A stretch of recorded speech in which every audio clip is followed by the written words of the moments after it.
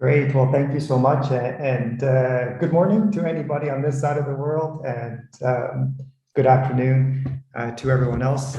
Thanks to you all for taking the time to join today. I really appreciate it. Thanks to Kevin and BC PBPA for the opportunity to be part of this webinar series. I'm thrilled to be here.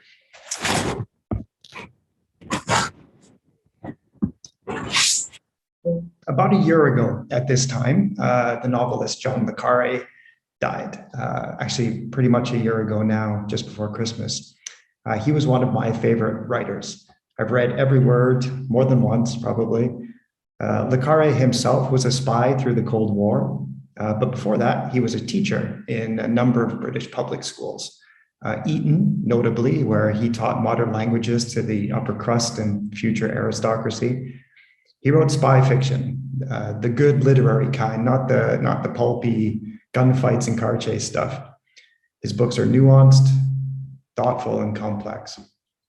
When I heard he died, I thought about an interview he had done with Eleanor Wachtel from the CBC about a decade ago, which I've listened to again a few times since he passed. He was talking about espionage and fiction about espionage, but I'm thinking perhaps what he had to say might have come from his own time as an educator as much as it did from his own time as a spy. Le Carré said that his fiction, all of his characters' motivations and struggles, could be boiled down to the tension between their sense of humanity and their sense of duty. There's self or identity on one hand, and their professional obligations on the other. As I talk to you today, I find this a particularly tidy analog for understanding moral distress. So an introduction before I get into this properly.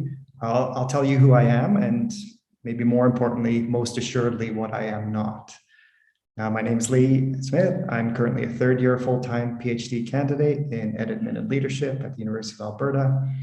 I also currently act as the offshore school representative for a BC offshore school in China, which is fantastic because it allows me to continue to be involved in BC education in an international context. I began as an English 12 teacher at the BC school in Nanjing, China, back in 2004. In all, I spent 9 years in China in BC offshore schools, and just over 20 years in total in schools outside Canada. I've worked in Canada as well, in Alberta and Saskatchewan. I've been a vice principal and for 5 years served as principal of 2 different BC schools near Shanghai. In the summer of 2018, I had the good fortune of being part of the BC PBPA's first cohort of offshore principals to go through the leadership development course. What I'm not is a counselor or a psychologist or an ethicist. And as I move through my presentation today, I really want to underscore this. I'm a lowly education grad student interested in a phenomenon that was first identified in the healthcare, specifically nursing literature in the mid-1980s. That phenomenon, moral distress, and its effects are only now starting to be considered more widely than in the fields of healthcare. Now, I know in our roles as school leaders, we have all been unofficial counselors and psychologists and ethicists. That's just kind of part and parcel of what this job can sometimes be from one day to the next. But again, I emphasize that I'm coming at this from a particular perspective and lens based on my experience and research interest, which is fundamentally qualitative and subjective. I'm someone who believes it's important to expand the understanding of moral distress beyond healthcare to a profession, ours, equally held to be a moral enterprise. I believe that my research about moral distress will and should inform future practice for school leaders, perhaps in the same way that conversations around well-being have become so much more a part of the fabric of understanding the challenges faced by educators. I'm interested in whether the moral distress principals feel contributes to their decisions to leave their positions or their profession, as it has been shown to do with nurses.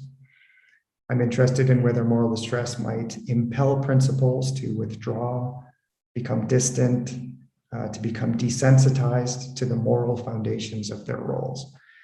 And I'm saying principles, but I mean vice principals, I mean district level school leaders, I mean teachers who are leaders in their classrooms.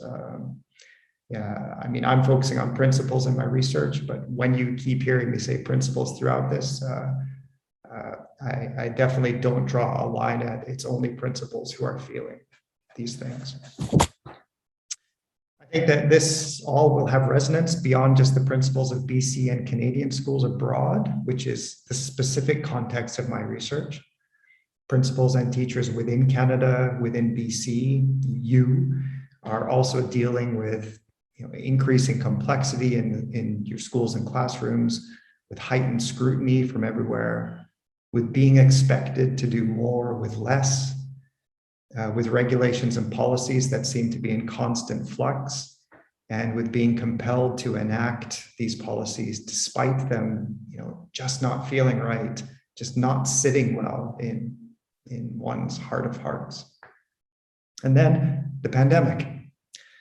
I believe that moving towards an understanding of how the phenomenon of moral distress affects Canadian educators, which is surely amplified in these turbulent times as we all struggle to define new normal. This will be significant in gaining insight into why and how we all do what we do. My questions may have emerged from an international context and my own experiences abroad, but I do hold strongly that this exploration has direct and timely relevance for all BC school leaders. All right, so define this thing already. What is moral distress? It was first proposed by Andrew Jameton, a medical ethicist in 1984 in application to nurses. Moral distress is, as you can see and read on the screen here, A, the psychological distress of B, 3 parts here, being in a situation in which one is constrained from acting, C, on what one knows to be right.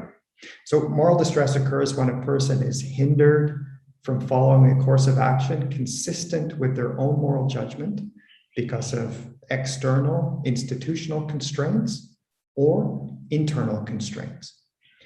So when nurses' abilities to act in accordance with their own moral reasoning and judgment are hindered, there are these concomitant feelings of frustration, powerlessness, anxiety, sometimes depression. These feelings become iterative, compound over time. Kind of, the death by 1,000 cuts is a metaphor that shows up often in this literature. So, for example, Epstein and Delgado, in a research article, offer a situation in which the wife of a patient with dementia refuses to allow staff to sedate the patient to lessen their chance of being harmed by his violent outbursts. The nursing staff are obligated to provide care for the patient, but fear for their own physical safety. They know that caring for the patient safely requires that he receives the medication, but they are compelled to proceed in a manner that is not consistent with their own professional agency and moral judgment. Jameton's original definition of moral distress has been and continues to be refined as scholarship evolves and the scope of its application broadens. In my research, I'm using Alvida Nathaniel's 2006 definition of moral distress, modified by me to refer to principals instead of nurses. I'll read it aloud here too. I know you see it on the screen, but moral distress is a pain affecting the mind, the body, or relationships that results from a situation in which the principal is aware of a moral problem, acknowledges moral responsibility, and makes a moral judgment about the correct action, yet, as a result of real or perceived constraints, participates either by act or omission in a manner they perceive to be morally wrong. So the real, the real or perceived constraints in this definition are given further nuance by a distinction made by contemporary healthcare scholars between external constraints such as institutional or governmental policies, structures, and directives, and internal constraints like lessened autonomy, decreased levels of psychological empowerment, increased levels of self-doubt and helplessness. I'll emphasize that moral distress is not an abstract concept. It's real and measurable by those with such training and expertise, which isn't me, and that's why I threw the disclaimer in my intro. A trove of quantitative studies in healthcare literature utilize the moral distress scale revised, the MBSR, or the moral distress thermometer.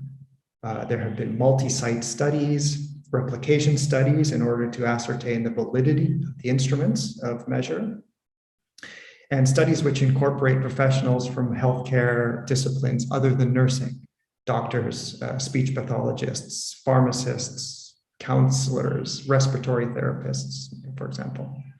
This is an established, well-studied phenomenon. So, what does it look like?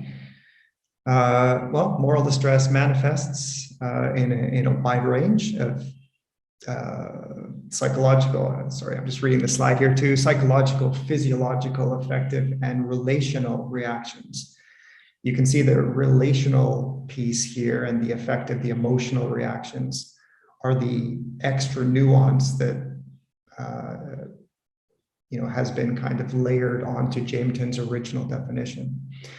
So nurses reported higher levels of stress and agitation, emotional exhaustion, feelings of powerlessness and self-doubt, heightened generalized anxiety, depersonalization towards those under the duty of care, increased emotional withdrawal from patients, and a desensitization to their, what they talk about as their core mission, which then practically comes out as their commitment to their profession, their willingness to show up and do the job that they're doing, or fill the role that they're filling.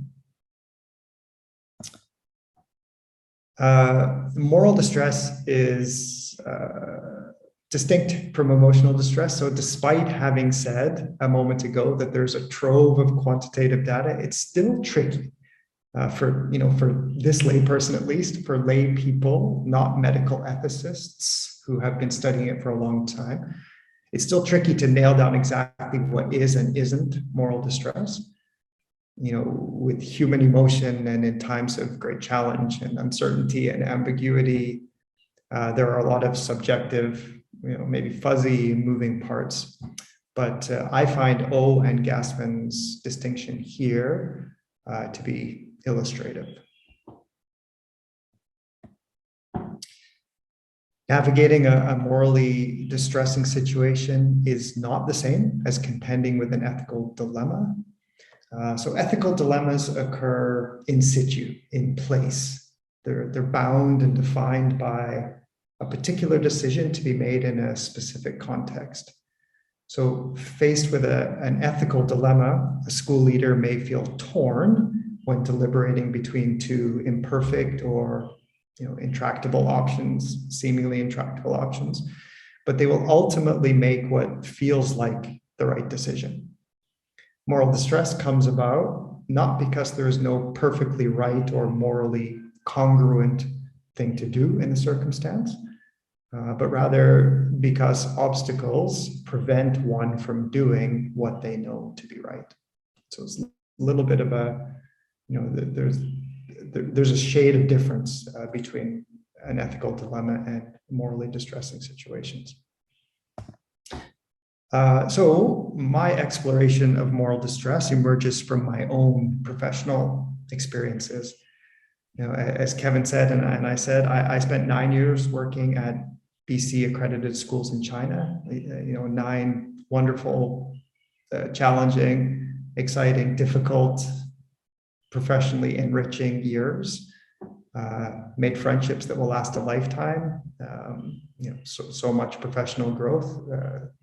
My time in China, I believe, has made me in many ways who I am. It's shaped how I see the world without doubt. And then one beautiful spring day in April 2014, I had the great good fortune of spending 9 hours and 16 minutes in the company of two plainclothes officers from China's Public Security Bureau. So in a country which brooks, no dissidents, and where those who hold ideas deemed unfavorable by the government tend to have a way of being, let's say, disappeared. So on that day, I was forced to do something that I fundamentally stand against, and I am deeply affected by that.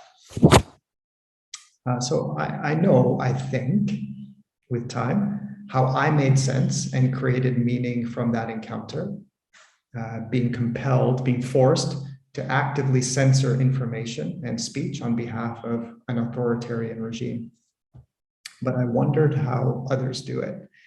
I was given a choice by the Chinese government that day, but I really felt I had no choice at all, a choice.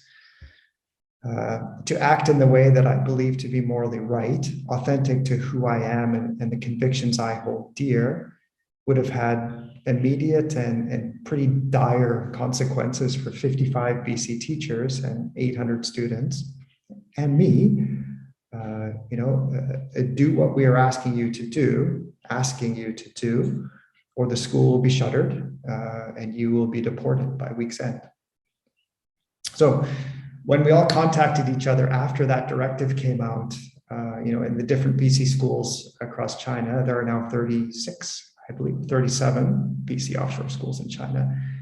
I remember being baffled, bothered even by my peers, some of whom approached the same situation with what I perceived to be a kind of indifference or nonchalance, just kind of this is China. We all have the same obligations and responsibilities in leading those BC offshore schools, yet some of those principles, clearly navigated that tension between conviction and obligation differently, more seamlessly than I did. It took me a long time after that day to process what I was feeling. I know I didn't have the right words, but with time, I settled on a kind of, I called it for myself, a kind of ethical consternation. I didn't know how to name what I was feeling. Our jobs call for instructional and school leadership. That's what we do on paper in the buildings, and moral stewardship and ethical leadership. And that's what we do, what guides us at more of an elemental level of values and convictions, what we ought to do and what we ought to be. Our professional identities are premised on these things. Yet what bothered me and some of my offshore peers didn't seem to faze others. So the censorship was just one of many examples of a chasm between the values imbuing one place and another. The differences from person to person in the process of making sense of navigating these tensions, that's the conceptual root of my own research interest. So aside from that quick bit of personal history from 2014, I'm not going to get too much into my current doctoral research today. My study involves understanding how principals from Canadian accredited schools abroad, there's 15 of them who participated, and they represent BC overwhelmingly, Ontario and Alberta curriculum schools. But my study is about how those people make sense of their experiences navigating morally distressing situations in their international contexts, in places where the cultural, the political, and the social values and expectations of the host country may be misaligned with the ethos or tenets which underlie the curricula that they are obligated to administer there. So I'd be happy to share that work with anyone who's interested when it's finished, probably hopefully published in fall 2022. Joking with Kevin before we started here, right now, my expected readership will be my wife, who's obligated by marriage, my supervisor, my doctoral supervisor, who's obligated by her job, and my mom, who's obligated because she's my mom. So I'd be thrilled to share it more widely. Today, though, instead, and because it's likely more resonant with what many of you are facing and feeling these days, I'm sorry, excuse me, I'll draw from a paper published earlier this year. I want to be very clear from the outset. My name is on this paper, yes, but fully the brains and the driving force behind this work is my doctoral supervisor, Dr. Bonnie Stelmack. Actually, Bonnie and one of her other grad students, Barb, conducted this study on behalf of the Alberta Teachers Association shortly before I joined the U of A in September 2019. So my contribution to this study came on the back end with work putting this paper together. This work for the ATA does inform my own research in many ways, so I'm quite lucky to have been involved with this project. The ATA, excuse me, the ATA was interested in understanding what kinds of conditions were influencing school leaders' experiences in their roles and how the impact of these conditions affected them. Excuse me. Bonnie used moral distress as a sensitizing concept to guide interpretations of the data that was collected. The ATA was particularly concerned with the school leaders' agency, sense of agency, in the wake of changes in provincial government leadership and kind of all of the policy turbulence that inevitably created. If at the time you were reading the news about your neighbors to the east, you would have read about policies about seclusion rooms and about gay straight alliances in schools and the programming things that the previous government was moving forward on were now being stopped, and there was a lot of turbulence because of these changes. So, as I said earlier, education as a profession, like nursing and other like these helping professions, is considered by many to be a moral enterprise. It's defined by values shared by members of the profession or the association, in this case today. Professional integrity involves commitment to moral excellence. And when external factors hinder a school leader, not only moral integrity, but one's self-worth is at stake.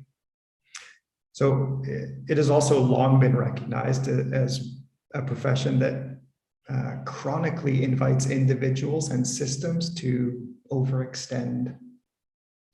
In this research, Bonnie situated the study in this corpus of literature regarding work intensification and the widening range of variables affecting school leaders, such as, and I suspect some or all of you will resonate loudly, that this will resonate loudly, for some or all of you.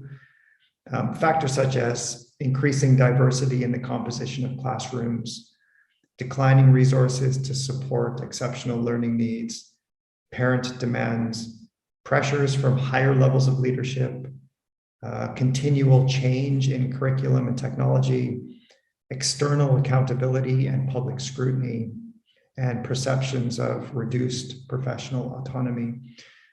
You can see that on the screen now that there a lot of people participated and were kind enough to share the thoughts on this provincial scan that the ATA had commissioned. So our time is limited today, so I'll just share this particular finding here. The study confirmed that moral distress is among school leaders' experiences in Alberta. So in response to the survey statement, excuse me, I feel constrained in my ability to do what I know is the right thing to do because of factors outside my control. I'll just repeat the statement, the survey statement. I feel constrained in my ability to do what I know is the right thing to do because of factors outside my control. So 51% agreed.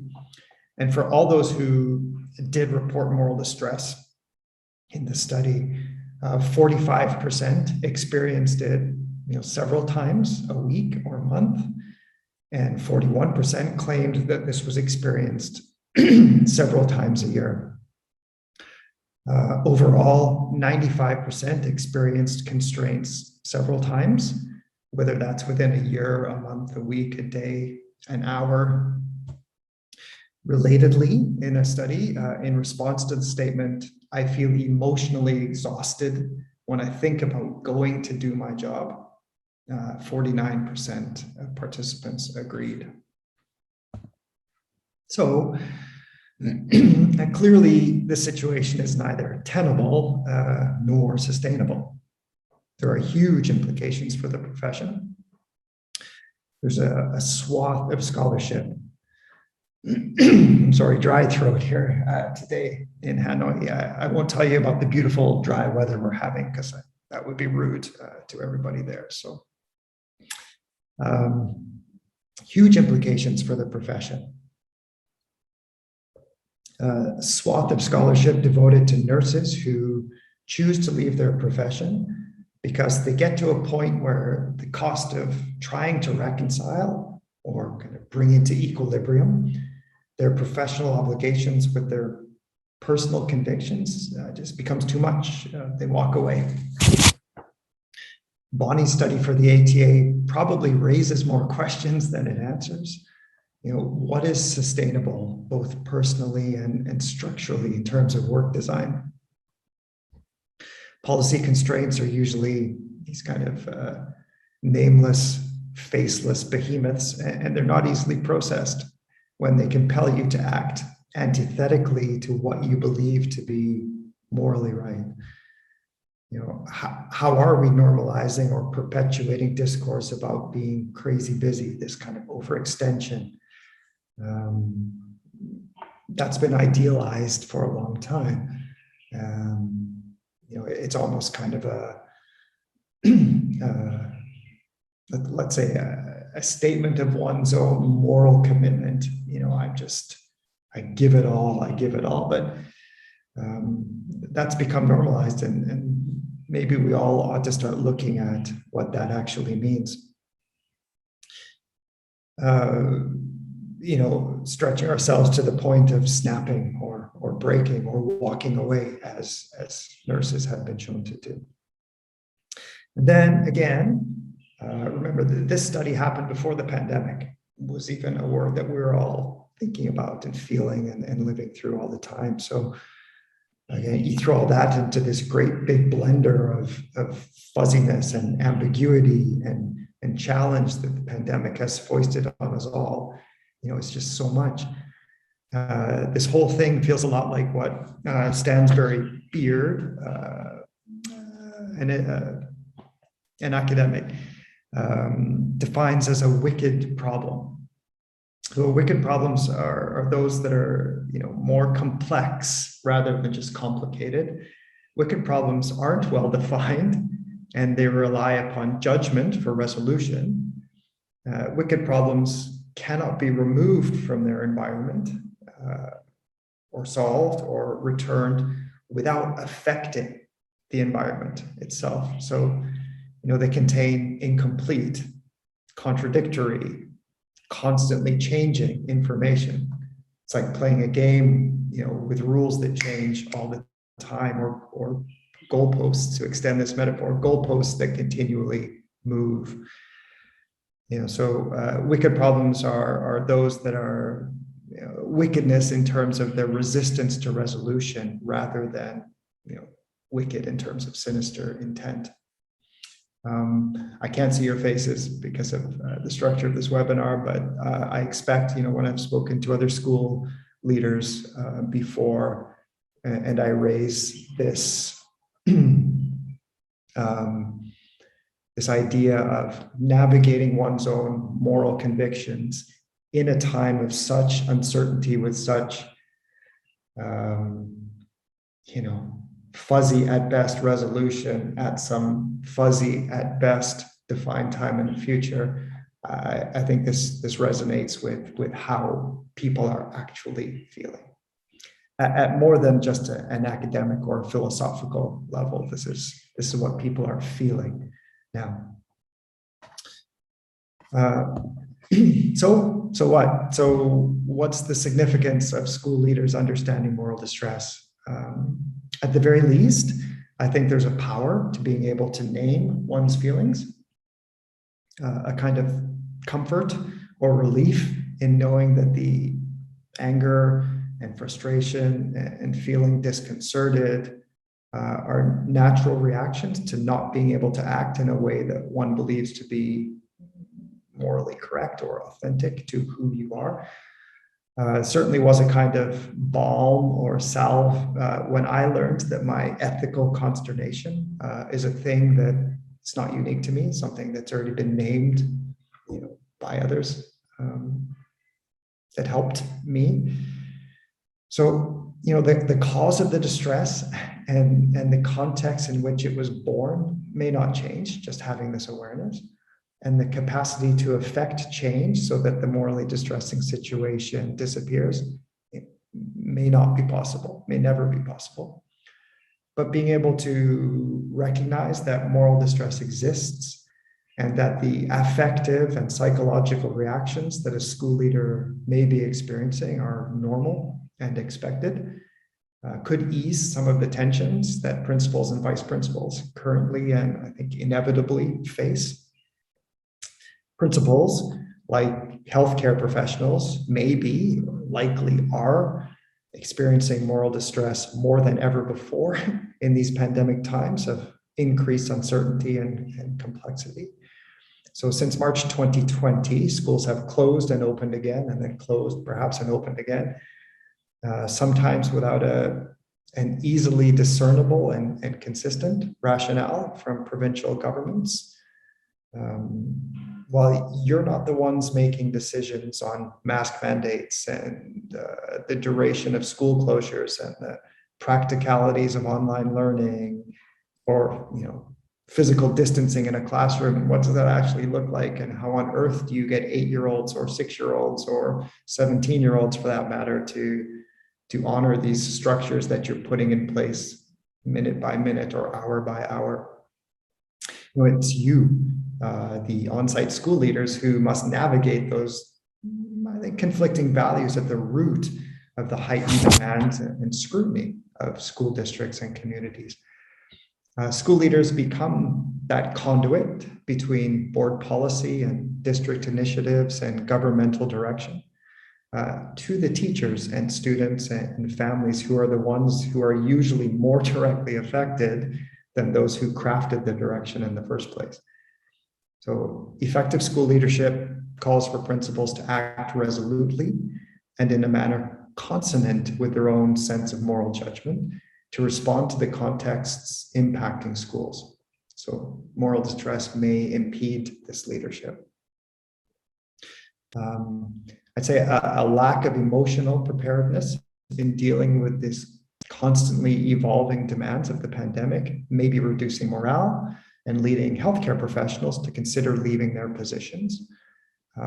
Again, a very recent and very large corpus of literature coming out about moral distress in the healthcare professions since the beginning of the mid-2020, addressing this exactly. So, it does appear to be the case with healthcare workers. The effective and psychological reactions when navigating these competing demands and values impels them to terminate their contracts, to walk away from their profession. And perhaps it has been or will be or is being the same for principals. And of course, this is a significant challenge to schools, as principal turnover has repeatedly been correlated with negative effects on school culture and school success. So I think an awareness of moral distress can inform future practice and leadership development for Canadian principals who feel a misalignment of a misalignment of internal values with external expectations.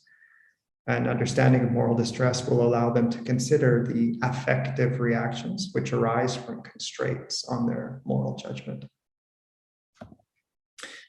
Yeah, so all well and good, but what do we do with this awareness now in ourselves, in schools, in our districts, in our learning communities, in interactions with all the people that we interact with when doing our jobs? I think just knowing how to talk about what disconcerts us or unsettles us perhaps does something to mitigate the real affective reactions that arise. Again, from very current healthcare scholarship, and speaking of nurses, Garros, Austin, and Dodek, 3 researchers from the University of Alberta actually, write that moral distress is inherent to pandemic times. So using strategies to increase our resilience and our ethical engagement with one another within an environment of mutual support and solidarity, we can address morally distressing experiences in meaningful ways. Oops.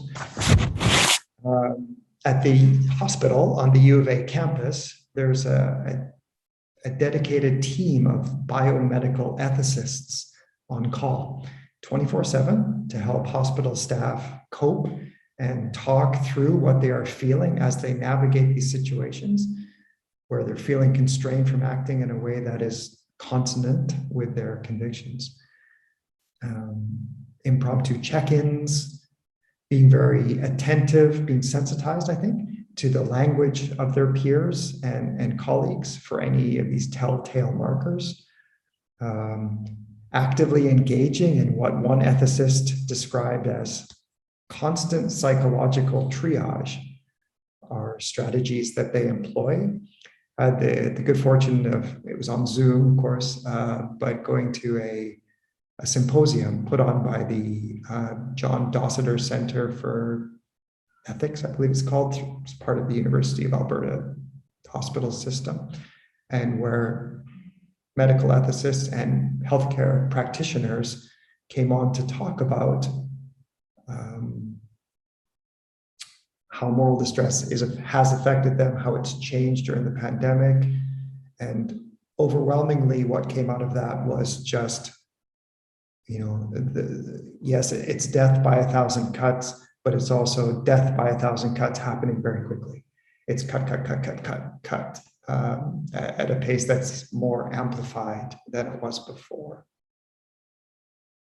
So it's not a perfect, at the U of A, this 24/7 ethicists on call, it's not a perfect foolproof system or a particularly elegant solution according to those who are there, but it's something.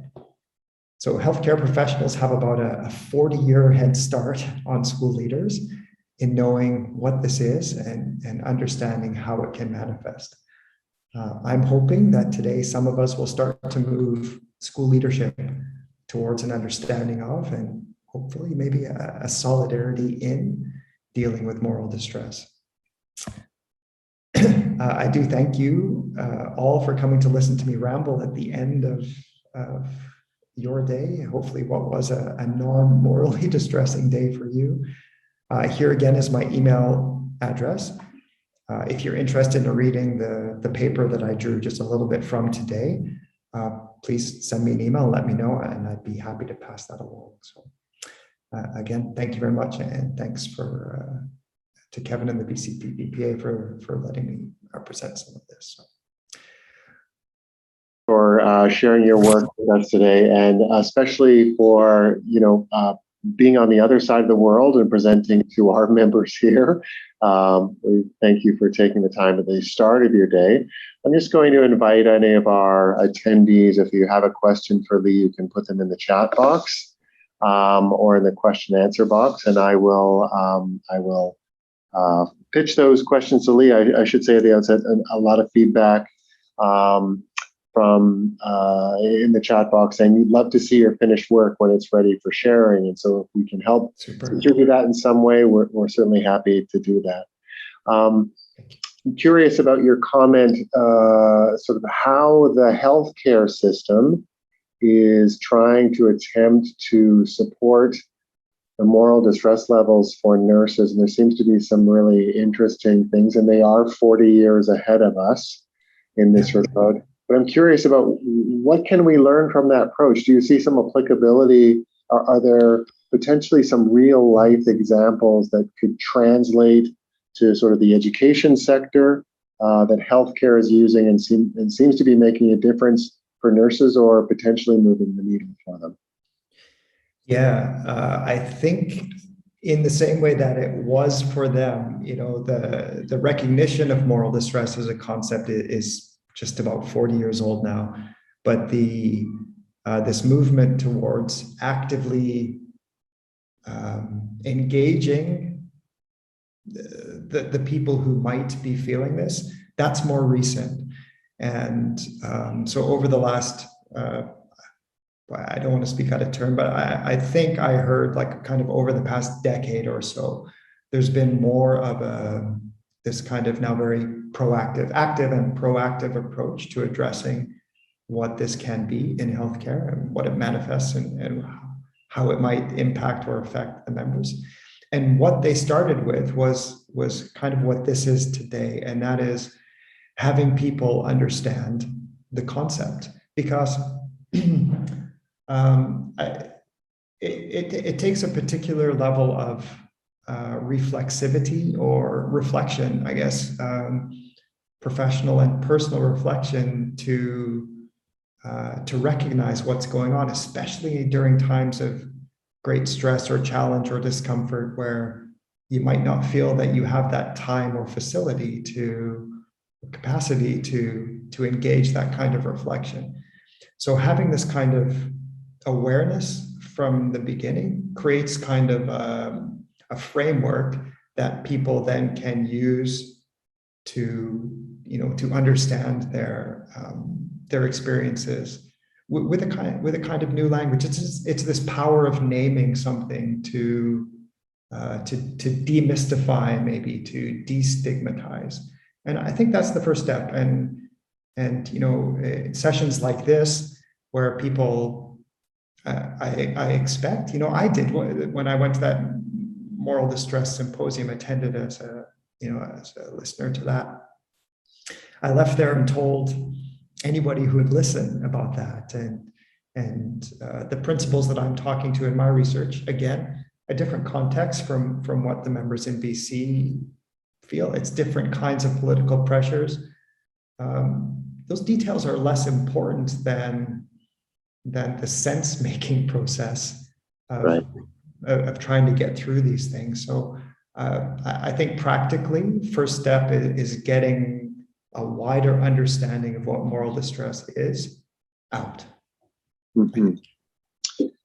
Thank you for that, Lee. And in your research, and I understand the context is different, but really we're all doing the same work. Either people are working in international schools or public education here in BC. You talked about it being constrained from acting on what one knows is right. Did your research identify what were sort of the most influential constraints that really led to sort of impactful feelings of moral distress or frustration? Were some things worse than other things? I think the easiest ones for people, I don't know how to answer exactly where it's anything more impactful than other. Again, it's tricky to disentangle some of these things and how they affect people, because things do become conflated, and it's just one thing after the next.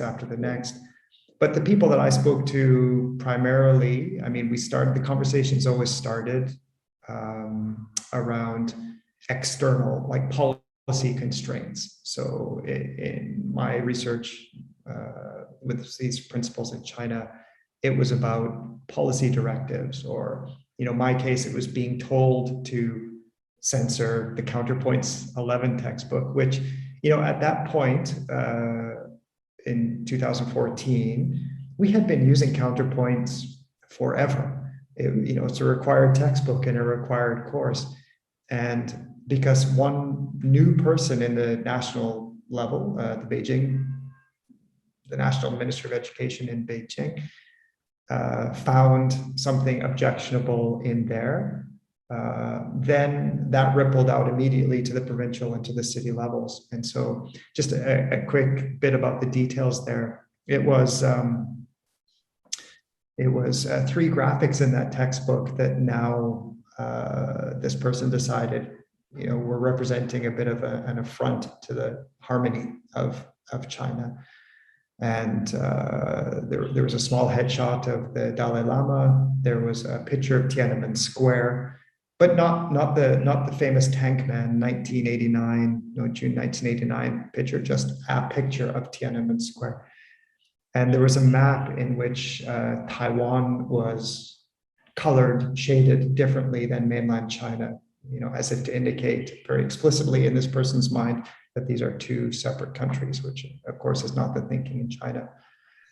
So that came down immediately as a policy change with immediate ramifications and consequences. But for me and then some of my peers who were more bothered by this, again, like I said, some people were just kind of, this is how it goes here, and you just kind of got to roll with it. And I 100%, honor and respect that. But to me, I was an English 12 teacher. I was an English teacher. I've taught literature and poetry, and I'm a lifelong member of PEN International and these kind of free speech type groups. And at my core, I believe that censorship is wrong. To me, it's morally abhorrent, and that's a complicated stance as well. But then this impacting that, I had a choice, but I didn't have a choice. I really had to do what was best for the school. So my calculus became one of my convictions versus what's best for this greater number of people. But these, for me, that consternation started because of that policy thing. But I would say that just generally as school leaders, some friends who are school leaders in Alberta and BC that I talk to about these kinds of issues, yes, generally it starts external, but then it tends to, once the floodgates open and once one become more sensitized, then everything just seems to amplify. This death by 1,000 cuts, the cuts come more quickly, and the cuts are coming more deeply with each cut as well, just kind of to flog that metaphor a little bit. Thank you for that. So we have a question from Rob, and I'll just paraphrase and add to that as well, if Rob will allow me. I think from the perspective of our members, they have been only in the last 3 or 4 years more willing to talk about their well-being and their vulnerability. I think they were very reluctant to do that. I think principals and vice principals feel like they have to have all of the answers. And so, sure. And from the perspective of our association, I think we're trying to do more to support the well-being of principals and vice principals. But resiliency isn't the answer, right? The rocks are falling on them all the time, and giving them a bigger, stronger helmet helps to a degree. But there are some systemic issues that I think need to be addressed. But Rob is curious about, are there any particular well-being practices that you think are helpful for educators in general to sort of deal with this feeling of conflictedness around moral distress? This came up in the healthcare symposium too. Again, it's another one of these, okay, so now what type questions. So like, how do we got it. This is a thing, and I got it. I feel this. So now what? How do I move forward? Because that kind of progress, that is what resilience is. That is the kind of grit, I guess, the popular terminology here to move yourself through this. The speaker that I heard at that time took a slightly different approach to answering the question and said, it's whatever kind of wellness practice, it's this kind of answer, non-answer. it's whatever kind of wellness practice serves you best already. So if you're a runner, when you're running, and if you're a basketball player, if you're a bike rider, these kind of active wellness process. If you're a quiet person, a contemplative person, you're a meditator, whatever you do as part of your wellness and well-being balancing or routine, it's to invoke for yourself during that time reflection on what it is. And reflection is a little bit different than just playing it out again, reliving it all, venting it. Reflection involves that piece of, what can I learn about myself from this? So that's the personal piece. But the person I heard speak was talking more about this community type piece, this solidarity piece.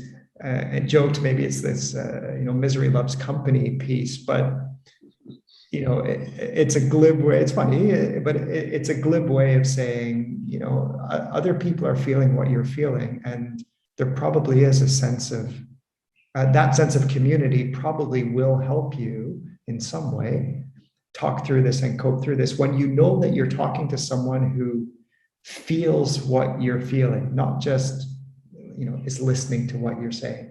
And so, yeah, I think to Rob's question,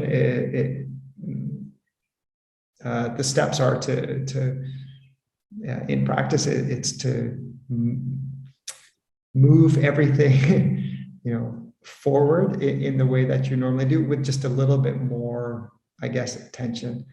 But again, I'm not a counselor or not a psychologist. I run. When I was doing my thing, I've been a runner for a long time, and I ran a lot. And some days I ran angry, and some days I ran frustrated. And for me, my running time is typically my quiet time, my planning time, my reflective time, my contemplative time. And in some cases, for me, my running was my that it was just my Yes. yeah. So that's what it was for me. I think many people joining us today can relate with that. So we have time for one final question, Lee. And so you focused your work on the moral distress or levels of moral distress amongst principals. I think you touched on this at the beginning, but are you aware of any other research that's just focused on sort of moral distress and teachers, or moral distress and other employees that work in schools? Sadly, no, not yet. So like I say, Bonnie used this concept of moral distress that she, I think, came across. She's quite multidisciplinary, just beyond brilliant, and was aware of the concept from some of the reading that she did. Her exploration, the step exploration for the ATA was exploratory, a little bit descriptive and exploratory. As far as we know, and I think this is my particular, hopefully, contribution to scholarship, is that nobody yet is considering this in terms of educators. And I'm focusing on principals, but I hold absolutely that this is needed.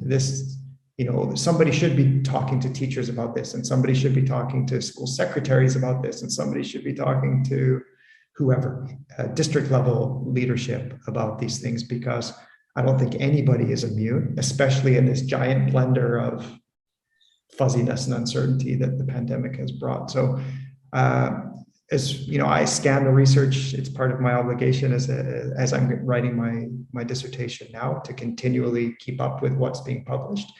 And reams and reams of paper are coming out of healthcare scholarship, and still nothing from education.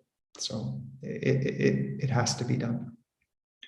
Well, I hope your work provides the tipping point, and so that we begin sort of a system-wide conversation about moral distress for everyone who works in the system. So with that, Lee, thank you so much for your time today. I think this is such impactful work that you're engaged in.